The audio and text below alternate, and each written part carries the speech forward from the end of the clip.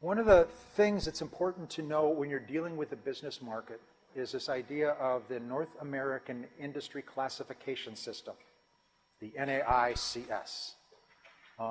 And this is a classification system. It's kind of like a zip code for businesses, where each digit gives you more information. So it's a 6-digit number. The first 2 digits are the broad economic sector. The 3rd digit gets you a little more close as to the kind of business you have. The 4th digit is very much close, and then the 5th and the 6th digits help locate it in the sector. And then if you're dealing with different countries, place it in different countries. Why is this important?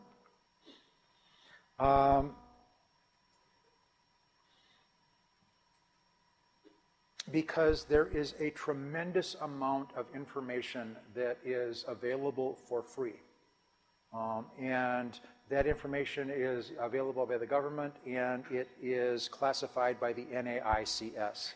So I have here an example here that I can't read without my glasses. Can you? And I'm looking at the NAICS code 7222515. And that would mean the 7.2 is I'm looking at accommodation and food services. 2 is the subsector food services and drinking places. 5 is the industry group, restaurants and other eating places. And then the 1 is the NAICS sector in the country. So why is that important? And let me give you an example. Suppose you wanted to start a business. And I think I use the example. Suppose I wanted to start a coffee shop here near campus. One of the things I can do is, as a starting point, go to the NAICS and look up the zip code 94132. A lot of this information is broken down by zip code level. So it's NAICS by zip code. So I can get this information at the zip code level. So going on and I got this from the economic census, which is one of the sources of information that's available for free, organized by NAICS. And I found that in the zip code 94132, there are 456 establishments in the accommodation and food services industry. There are 6,000 people working in that industry. There's an average of 14 people per establishment, and the average salary is $28,000 a year. Yes? 177 million. M is 1,000, M is million. Thank you. Good clarification.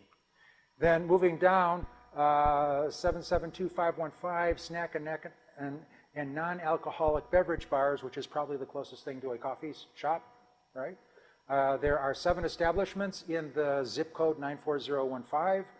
3 of them have 1 to 4 employees, 2 with 5 to 9, 1 with 10 to 19, 1 with 20 to 19. So with 5 minutes worth of effort, you found out how many establishments there are, how big they are, how many employees they have, what the kind of going rate for salary is. Is that useful information? Is that enough to make a decision? No. If you came to me with a business plan and that's all you had, I'd say keep moving. But it's a great place to start. Okay, so with that in mind, I can think, okay, am I serious about doing a coffee shop in this area? I got a little bit of a sense of what the competitive landscape looks for. I have no idea what the customer demand is. If this doesn't discourage me, then I might do more research to do a better job in determining whether or not my specific business plan is going to work. Some of the downside. The information is generally old. In today's business environment, 6 months is no longer relevant, and sometimes it's 5 years. This information, it could be as much as 5 years old. So that's really stale. But again, it's a great starting point. If it looks good, find out how things have changed from there. Questions? I have that written down here, so I have to ask. There being no questions, I'm going to assume clarity. Oh, darn it.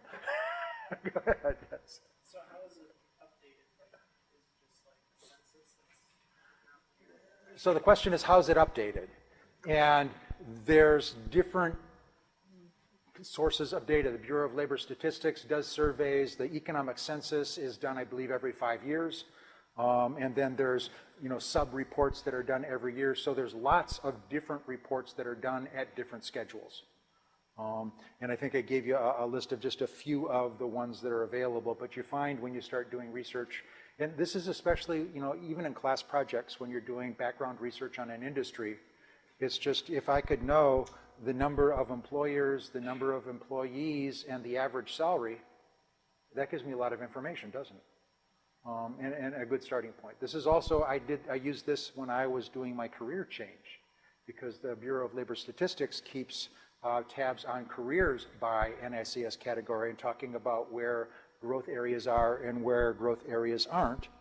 And when I was looking into college professoring, there was a BLS study that showed that they anticipated that there are going to be lots of college professors who went through college on the GI Bill after World War II, who are going to be retiring very soon, and they anticipated a lot of openings in college for college professors.